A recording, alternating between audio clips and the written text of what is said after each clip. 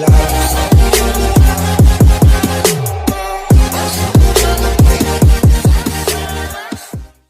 Morning student. सबसे पहले तो आपको जो कोरोना जैसी महामारी चली हुई है उससे आपको बचाना है और लॉकडाउन के नियमों का पालन करना है। आज की जो हमारी क्लास है वो है योग की। सबसे पहले तो मैं आपको योग की परिभाषा बताऊंगा कि योग की परिभाषा क्या है, इसका अर्थ क्या है। योग क्या है? योग का जो अर्थ है वो है जोड़ना या मिलाना, जोड़ना या मिलाना।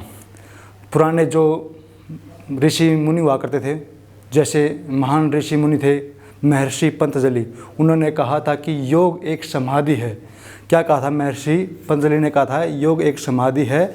इसका अर्थ है जब हम योग करते हैं तो अपने आप को क्या है, जो बाहर की जितनी भी टेंशन होती है, तनाव होता है, स्ट्रेस होता है, उससे क्या है अपने आप को क्या है दूर करना होता है। जब हम योग की समाधि में बैठते हैं तो सिर्फ क्या है भगवान को याद करते हैं और आसपास जितनी भी हमारी मूवमेंट होती हैं उनमें उनकी तरफ हमें क्या है कोई ध्यान नहीं देना होता। और भी जो ऋषि हुए हैं, महर्षि वेदव्यास हैं, उन्होंने भी कहा है कि योग क्या है चित्तवृत्ति निरोध है। ठीक है। डॉक्टर संपूर्णानंद हैं, उन्होंने कहा है योग कामधेनु है। योग करने से क्या है, एक तो हमारा जो शरीर है वो क्या है फिट रहेगा, जिससे भी जितने भी रोग हैं हमारे शरीर में वे क्या है दूर हो जाएंगे। जैसे गठियाबाह है, पेट के जितने भी रोग हैं। मेन रोग जो हमारा होता है वो होता है मोटापा, क्योंकि मोटापा के कारण क्या हमारे शरीर में अनेक बीमारियां क्या है जन्म लेती हैं। और इस मोटापे को ही दूर करने के लिए क्या है हमें योग करना ज़रूरी है। प्राचीन समय में जो ऋषि मुनि हुआ करते थे वो क्या है अपने आप को स्वस्थ रखने के लिए क्या है योग करते थे। और जैसे जैसे समय बीतता गया हम योग को भूलते गए। लेकिन जो आज आधुनिक समय हो गया है इसमें इतनी भयानक बीमारियां हो चुकी हैं कि उनसे निजात पाने के लिए क्या है हमें योग करना ज़रूरी हो गया है। योग करने से पहले क्या हमें अपने आप को वार्म अप करना होता है। और क्या है वार्म अप करने से पहले क्या है हमें हमारे शरीर को क्या है थोड़ा स्ट्रेच करना होता है, ताकि जो हमारे शरीर में जो जकड़नपन है वो क्या है दूर हो जाएगा। इस जकड़नपन को दूर करने के लिए कुछ एक्सरसाइज होती हैं, वो मैं आपको क्या है करके दिखाऊंगा। सबसे पहले जो हमारी एक्सरसाइज होगी वो स्ट्रेच की, हमारे शरीर को क्या है सीधा रखेंगे और जो हाथों की मूवमेंट है उसको क्या है ऊपर की तरफ ले जाएंगे। ऐसे ये हाथों में हाथ फंसा के ऊपर की तरफ ये पूरे स्ट्रेच करेंगे ऊपर की तरफ, ये फिर से रिलैक्स कर देंगे। उसके बाद दोबारा से इस क्रिया को अपनाएंगे। ये एक क्रिया कम से कम 3 से 4 बार करनी है। ये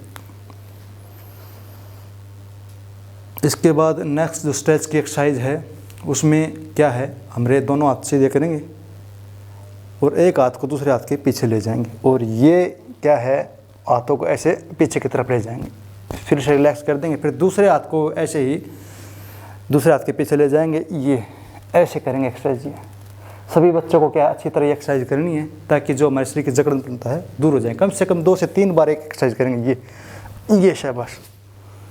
ये इसके बाद जो नेक्स्ट एक्सरसाइज है उसमें क्या है हमारी एक्सरसाइज होगी, हाथ को सर के ऊपर ले जाएंगे, दूसरे हाथ में फंसाएंगे और ये ऐसे पूरा स्ट्रेच करेंगे नीचे की तरफ। शाबाश। फिर ऐसे ही क्या है दूसरे हाथ को सिर के ऊपर ले जाएंगे और दूसरी साइड करेंगे, पूरा स्ट्रेच कर देंगे, अपनी तरफ नीचे की तरफ खींचेंगे उसको। ये उसके बाद गर्दन की स्ट्रेचिंग करेंगे। आराम से करना है बिल्कुल, ये आराम से आगे की तरफ। शाबाश। उसके बाद साइड की तरफ आराम से बिल्कुल।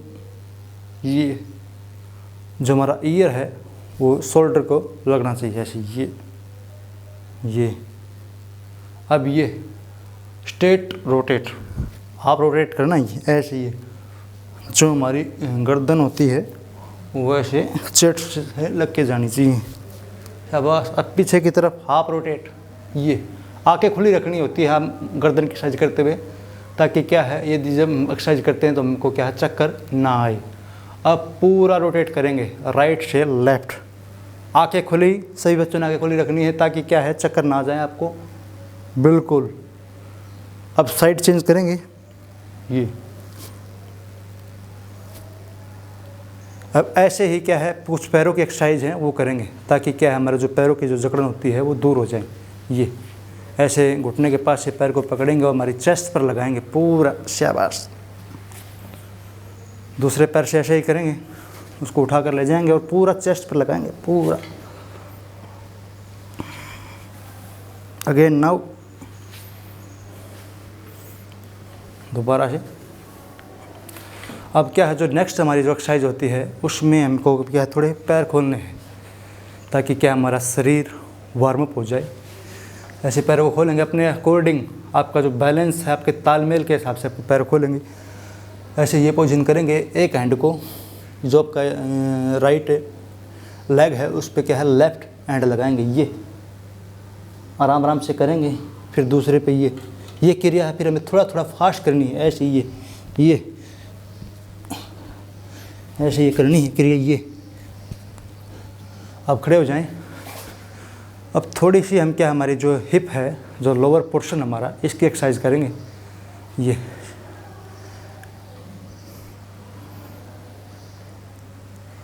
बिल्कुल आराम से करेंगे। अब दूसरी साइड करेंगे ये।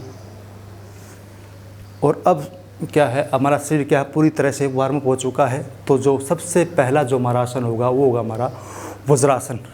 इस आसन में क्या है, हमें सबसे पहले सावधान की पोजीशन में खड़ा होना है। उसके बाद हमें क्या है, ऐसे घुटनों के बल बैठ जाना है।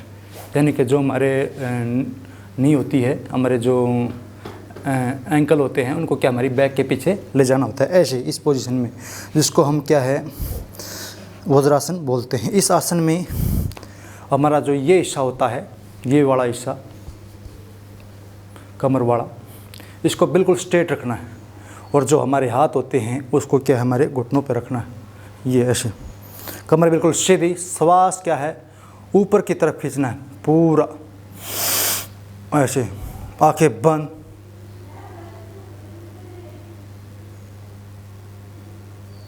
तीस से 25 सेकंड हमें क्या है ये करना है, रोके रखना है श्वास को। फिर आराम आराम से मुंह से इसको बाहर निकाल देना है। और ये क्रिया क्या है, हमें कम से कम 3 से 4 बार करनी होती है। दोबारा से सभी बच्चे मेरी तरफ देखेंगे। कमर सीधी, हाथों को घुटनों पर, आंखें बंद, श्वास को मुंह से खींचेंगे।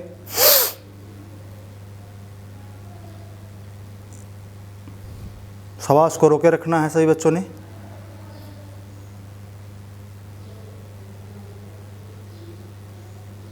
श्वास को आराम आराम से छोड़ना। इसके बाद हमारा जो नेक्स्ट आसन है वो है सुखासन। सुखासन में आम भाषा में या हरियाणवी भाषा में हम बोलते हैं अलाथी पलाथी में मार के बैठना होता है, ऐसे इस पोजीशन में बैठना होता है हमें। अब हमारा जो नेक्स्ट आसन है वो है हमारा सुखासन। इस पोजीशन में बैठना होता है।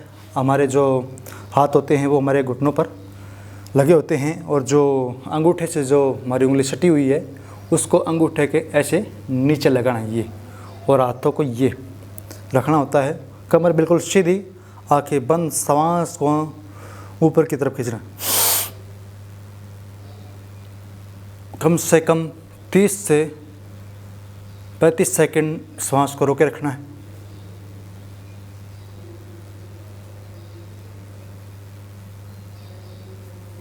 श्वास को बाहर की तरफ छोड़ना है, रिलैक्स हो जाना है।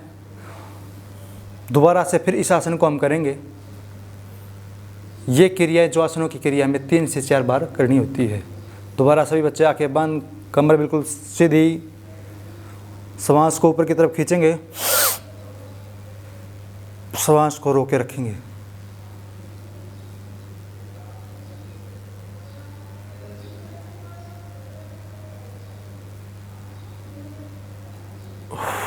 श्वास को बाहर निकाल देंगे। सबसे जो हमारा पहले था वज्रासन, उसके बेनिफिट बताऊंगा। वज्रासन करने से क्या है, एक तो हमारे जो आम कर क्या जो बूढ़े लोगों में हो जाता है उनमें क्या है गठिया हो जाता है। तो उस गठिया को दूर करने के लिए क्या है, हमें क्या है वज्रासन करना चाहिए। और जो हमारा जो लोअर पोर्शन होता है, जो हमारी हैमस्ट्रिंग होती है, वो भी क्या इससे मजबूत होती है। उसके बाद जो हमने आसन किया था वो था हमारा सुखासन।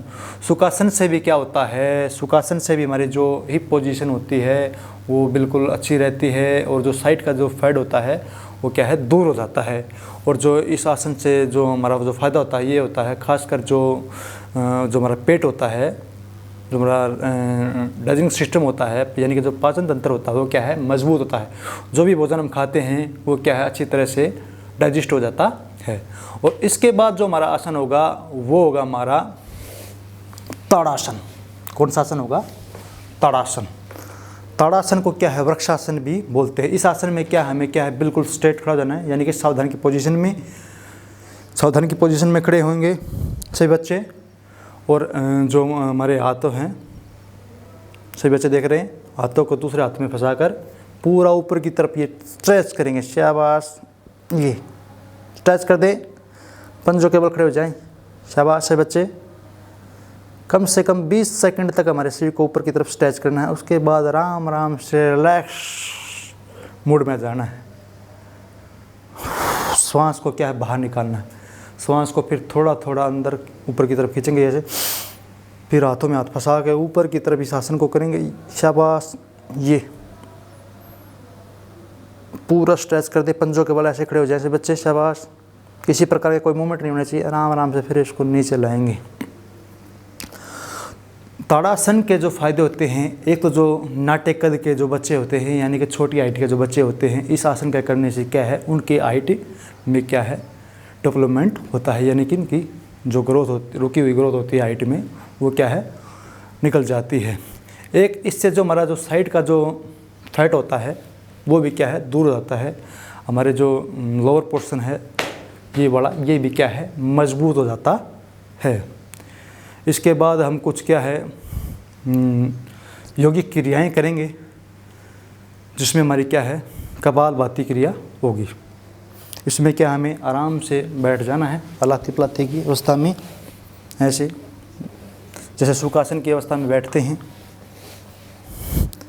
फिर से क्या है दोनों हाथों को हमारे घुटनों पर रखना है, दोनों घुटनों पर रखना है। और फिर क्या है आंखें बंद करनी सभी बच्चों ने। और क्या है श्वास अंदर की तरफ खींच के पेट को ऐसे अंदर की तरफ स्ट्रोक करना है। ये कमर बिल्कुल सीधी से बच्चों की।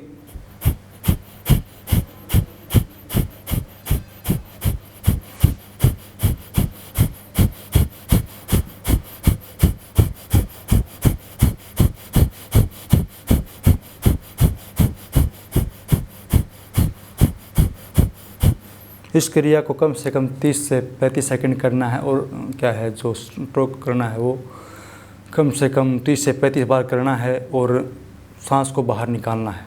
और इसके बाद हम क्या है कपालभाति क्रिया करेंगे। इस क्रिया में क्या है करने के लिए में क्या है सुखासन की अवस्था में बैठना है। और फिर क्या है दोनों हाथों को अपने क्या है ऐसे घुटनों पर रखना है। और क्या है आंखें बंद करनी है और पेट को क्या है अंदर की तरफ स्ट्रोक करना है ऐसे।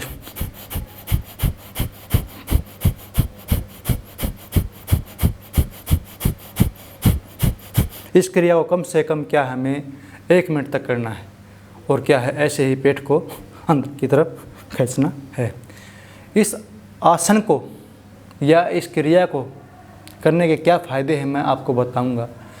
जब हम कपालभाति क्रिया करते हैं, एक तो हमारा जो रेस्पिरेटरी सिस्टम है, एक जो हमारा डाइजेस्टिव सिस्टम है वो क्या है मजबूत होता है। रेस्पिरेटरी सिस्टम से क्या है जो हमारा हार्ट होता है वो क्या है बड़ा ही मजबूत होता है। बार बार हार्ट करने से क्या है वो ज़्यादा मजबूत होता है। और जो डाइजेस्टिव सिस्टम है वो हमारा क्या है मजबूत होता है, क्योंकि जो सभी जो हमारा जो शरीर का जो कार्य है वो क्या है हमारा डाइजेस्टिव सिस्टम से होता है। यदि हम अच्छा भोजन खाएंगे तो क्या है इससे में क्या है अनेक प्रकार के खनिज लवण विटामिन कार्बोहाइड्रेट्स मिलेंगे और जिससे क्या हमारा शरीर पूरी तरह से फिट रहेगा। अब कुछ पोस्चर डिफॉर्मिटीज़ होती हैं उनके बारे में मैं आपको बताऊंगा। अब कुछ पोस्चर डिफॉर्मिटीज़ होती हैं यानी कि आसन विकृतियाँ क्या है यदि हम योग करेंगे तो क्या है दूर हो जाएंगी। वो आसन विकृतियाँ कौन कौन सी होती हैं? आसन विकृतियाँ कई प्रकार की होती हैं, जैसे बोलते हैं कायोफोसिस। कायोफोसिस का हिंदी में अर्थ है जो हमारी जो कुबजता पीछे की ओर, यानी कि जो कुबड़पन हो जाता है वो पीछे की ओर जाता है। कायोफोसिस में क्या होता है ये वाला जो हमारा भाग होता है क्या है ये आगे की तरफ ऐसे झुक जाता है, इसको बोलते हैं कायोफोसिस। कई लोगों के या कई बच्चों के देखा होगा आपने, वे ज़्यादा मतलब झुक कर पढ़ते हैं या कुछ गलत अवस्था में सोते हैं, ठीक है, तो उसमें क्या है ये हमारे बच्चों में भी रोग हो जाता है, उनका ये विकृति हो जाती है, इसको बोलते हैं कायोफोसिस, ठीक है। उसके बाद हमारी जो विकृति होती है वो होती है लॉर्डोसिस। क्या होती है? लॉर्डोसिस। इस विकृति में क्या होता है, जो हमारा ये वाला हिस्सा है, ये वाला जो हिस्सा है ये क्या है, बिल्कुल गोल हो जाता है इधर से, ठीक है, लोअर पोर्शन यानी कि ये कमर वाला जो हिस्सा है गोल हो जाता है, जिसमें क्या है बहुत ही बच्चों को क्या है दिक्कत महसूस होती है। एक फिर जो हमारी जो विकृति होती है वो होती है स्कोलियोसिस।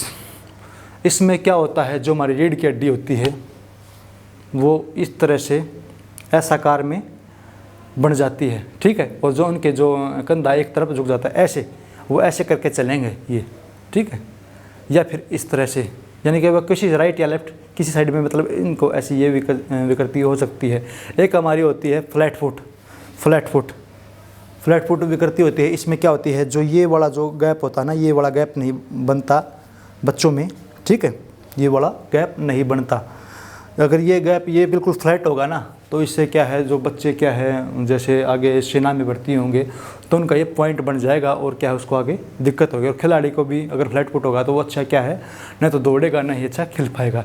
एक हमारी जो विकृति होती है नौकनी विकृति होती है। उसमें क्या है, जो हमारे ये घुटने हो जाते हैं ऐसे हो जाते हैं, ठीक है, ऐसे हो जाते हैं, इसको बोलते हैं नौकनी, यानी कि घुटनों का आपस में मिलना, इस तरह से वो चलते हैं, फिर इस तरह से चलते हैं। एक हमारी होती है बाउ लेग। क्या होती है? बाउ लेग।